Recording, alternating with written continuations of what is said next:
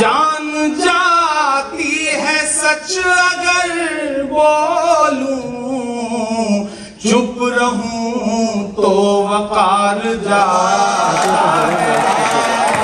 استقبال ہے ناظرین آپ سبھی کا دیہات کی آواز میں آپ کے ساتھ محمد ارشاد۔ سنیں گے دوستو عمران پرتاپ گڑھی کی دبئی والا مشاعرہ کو۔ اس سے پہلے عمران پرتاپ گڑھی نے دبئی مشاعرہ کے ویڈیو کو شیئر کرتے ہوئے کیا کچھ لکھا، چلیے جانتے ہیں۔ دبئی میں آیوجت جشن اردو کا مشاعرہ تاریخی رہا۔ رات کے آخری پہر تک اردو شاعری کے چاہنے والوں کا ہجوم محبتوں سے نوازتا رہا۔ شکریہ دبئی ان بے پناہ محبتوں کے لیے۔ چلیے دوستو سنتے ہیں عمران پرتاپ گڑھی کی نظم۔ تو اس سے پہلے آپ سے گزارش ہے ویڈیو کو لائک کیجیے اور چینل کو ضرور سبسکرائب کیجیے۔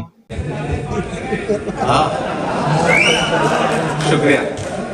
جیت کا سب خمار جاتا ہے، جیت کا سب خمار جاتا ہے، جیت کا سب خمار جاتا ہے، وقت نشہ اتار جاتا ہے، وقت نشہ اتار جاتا ہے۔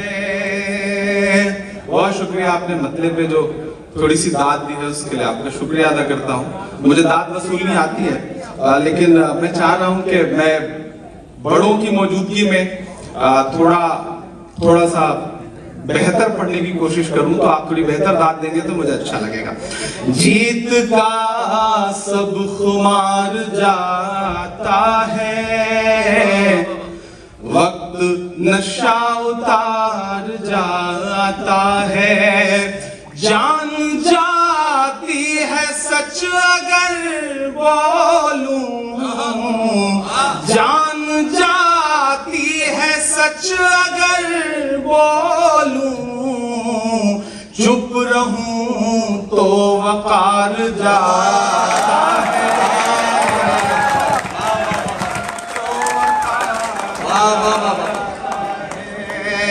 جان جاتی ہے سچ اگر بولوں، چپ رہوں تو وقار جاتا ہے، جیت کا سب خمار جاتا ہے۔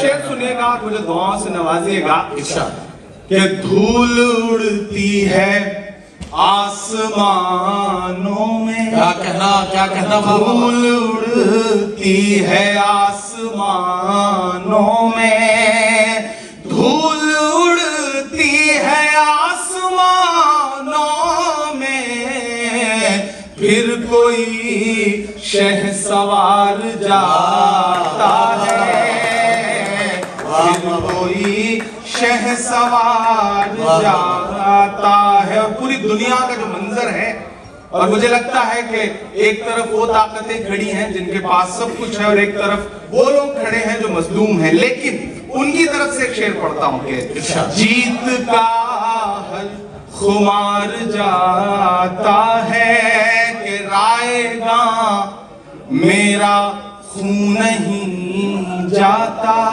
رائے گاں میرا خون نہیں جاتا، رائے گاں میرا خون نہیں جاتا۔ دبئی مجھے سن کے بتائے گا شعر کو، رائے گاں میرا خون نہیں جاتا، رائے گاں تیرا وار جاتا ہے، رائے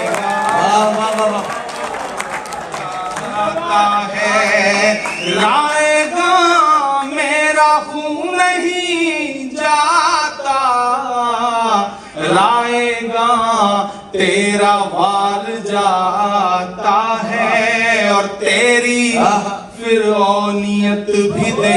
دوستو عمران پرتاپ گڑھی کی نظم سننے کے بعد آپ اپنی رائے میں کیا کہنا چاہتے ہو، نیچے ہمیں کمنٹ باکس میں ضرور بتائیں۔ چلیے دوستو دعوت و تبلیغ کے حوالے سے حضرت نوح علیہ السلام کے واقعات پر روشنی ڈالتے ہیں۔ اللہ تعالیٰ کا ارشاد ہے، بے شک ہم نے نوح علیہ السلام کو ان کی قوم کے پاس یہ حکم دے کر بھیجا تھا کہ اپنی قوم کو ڈرائیے اس سے پہلے کہ ان پر دردناک عذاب آئے۔ چنانچہ انہوں نے اپنی قوم سے فرمایا کہ اے میری قوم، میں تمہیں صاف طور پر نصیحت کرتا ہوں کہ اللہ تعالیٰ کی عبادت کرو اور ان سے ڈرتے رہو اور میرا کہنا مانو۔ ایسا کرنے اللہ تعالیٰ گناہ بخش دیں گے اور موت کے مقررہ وقت تک عذاب کو مؤخر رکھیں گے، یعنی دنیا میں بھی عذاب سے حفاظت رہے گی اور آخرت میں عذاب کا نہ ہونا تو ظاہر ہے۔ جب اللہ تعالیٰ کا مقرر کیا ہوا وقت آ جاتا ہے تو پھر اس کو پیچھے ہٹایا جا سکتا ہے، یعنی ایمان اور تقوی کی برکت سے عذاب سے تو حفاظت ہو جائے گی، مگر موت بہرحال آ کر رہے گی۔ کاش تم یہ بات سمجھتے۔ جب ایک لمبی مدت تک ان باتوں کا اثر قوم پر نہ ہوا تو نوح علیہ السلام نے دعا کی، میرے رب، میں اپنی قوم کو رات دن دعوت دیتا رہا مگر وہ میرے بلانے پر دین سے اور بھی زیادہ بھاگنے لگے۔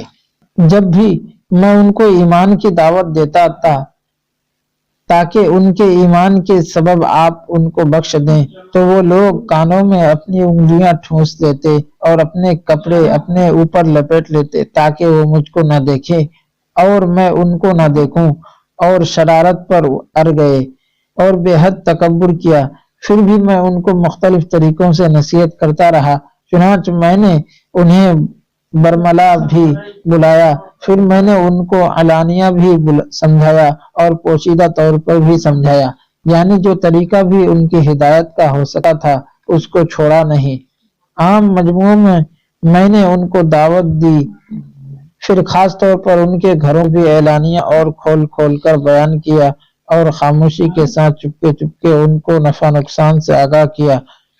اسی سمجھانے کے سلسلہ میں نے ان سے کہا کہ تم اپنے رب کے سامنے استغفار کرو، بے شک وہ بڑے بخشنے والے ہیں۔ استغفار پر اللہ تعالیٰ کثرت سے تم پر بارشیں برسائیں گے اور تمہارے مال اور اولاد میں برکت دیں گے اور تمہارے لیے بہت سے باغ لگا دیں گے اور تمہارے لیے نہریں جاری کر دیں گے۔ تمہیں کیا ہو گیا کہ تم اللہ تعالیٰ کی عظمت و جلال کا خیال نہیں رکھتے، حالانکہ انہوں نے تمہیں کئی مرحلوں میں بنایا ہے۔ کیا تم کو معلوم نہیں کہ اللہ تعالیٰ نے کس طرح اوپر